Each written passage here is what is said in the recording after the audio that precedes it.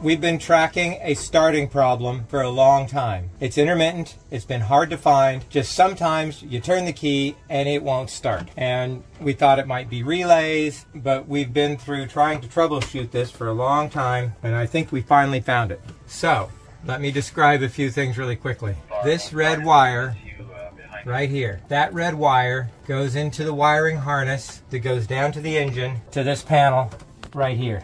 Right? Now, if I jump the starter to the power here, it works. If I jump the same red wire to the starter here, it doesn't work. So that told me that the red wire is not getting enough power. Now I measured the voltage and I was getting 12.79 volts. However, over here, when we looked at the voltmeter, when we turned on the glow plugs, it went from the green into the yellow. Then we went to the start, it just moved a tiny bit, which means that it wasn't drawing any amps, not enough amps to turn the starter motor over. So once again, that pointed to this one wire that goes from that patch panel to here. So we tried to start it once again, and while we were trying to start it, I wiggled this wire and she started right up. And then I pulled on it and it came right out. So there we have it. My intermittent start problem was a loose wire. Now, I've been round and round with a million things to fix. And so if it ain't broke, don't fix it is one of my rules. But this was never changed,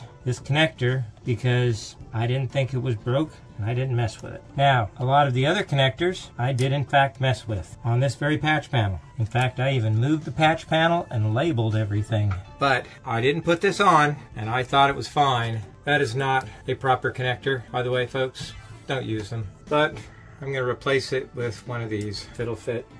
And it won't. So I have to find another connector that will fit. These are the proper type of connectors. They're sealed connectors. The problem is that that is too small and it won't work. And all of my proper size connectors are a little too large. So what are we going to do?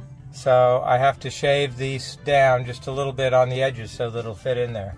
Found one that would fit, huh? So I did have one. That is a proper sealed connector with the glue and the shrink. So I did find one. I have 3 of these left. So folks, do not use these type of house connectors. Use marine connectors and make sure you get a good crimp. And if you're in doubt, solder.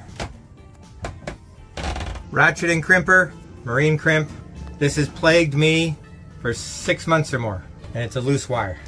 And you said something earlier, Sam. It was a valid point. Then you said Occam's razor and loose connection. Yeah. One of my other favorite tools that I've mentioned before is an IsoTip Solder Pro 120. This is my favorite little toy, and that's the heat gun connection. So now I can just melt this very smoothly, very specifically, without a flame. Another point I'd like to make, intermittent problems are like the most difficult to fix because they're hard to find. And what that means is, even after a long day of sailing, and it's doing it, you have to do it right then and there, you can't wait. Interestingly enough, I had replaced the bottom wire, but I had not replaced the top one.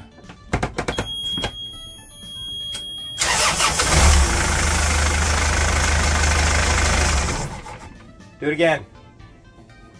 There. So, while we're putting this back together, these screw holes were wallowed out from years of too much use, and so the screws barely grabbed. So one of the things I do, you can put a dowel in and you can epoxy fill it. There's a dozen ways to do this. If you put a dowel in, the grain is going the wrong direction and the grain just breaks off and it doesn't work very well. So if you just put epoxy in, the epoxy chips, it doesn't work very well. Human hair is really, really fibrous and it's very sturdy and it resists pulling apart. So if you get a little of epoxy and a little piece of hair and you jam it in there, it works really, really well. Which one of them have you yet to do it on?